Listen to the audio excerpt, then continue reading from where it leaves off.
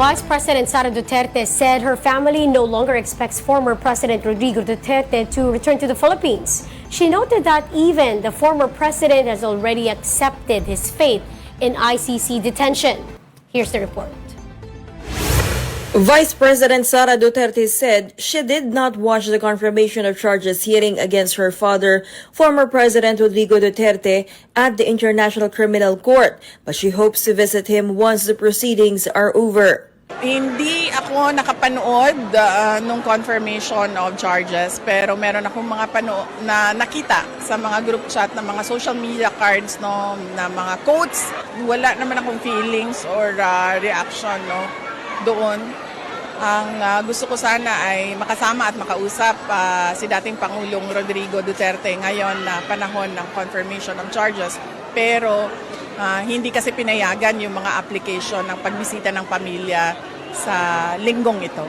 The Vice President added that her family no longer expects her father to return to the Philippines, noting that even the former president has accepted his fate and acknowledged that he may die while in ICC detention. Hindi na namin tinitingnan yung chances of coming home. In fact, hindi na namin pinag-uusapan yun, sir.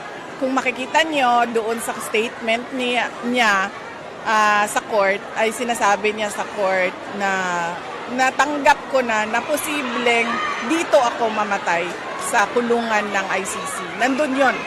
Nakalagay sa statement niya sa court na nagsasabi na hindi siya a-attend sa mga hearings ng confirmation of charges. For now, VP Sara said she is thankful to Attorney Nicholas Kaufman and the entire defense team. Papasalamat ako kay Attorney Kaufman at sa buong legal defense team ni dating Pangulong Rodrigo Duterte sa kaso niya sa ICC, sa kanilang paghahanda at sa pagpapakita nila ng confidence, kumpiyansa. She also offered advice to Senators Bongo and Bato de la Rosa, who have been named as co-perpetrators in the Duterte drug war case. Ang magandang depensa nila at paghahanda nila ay kumuha sila ng mga abogado nila na merong alam sa batas ng sa Rome Statute, sa ICC at sa international law para mabigyan sila ng maayos na advice.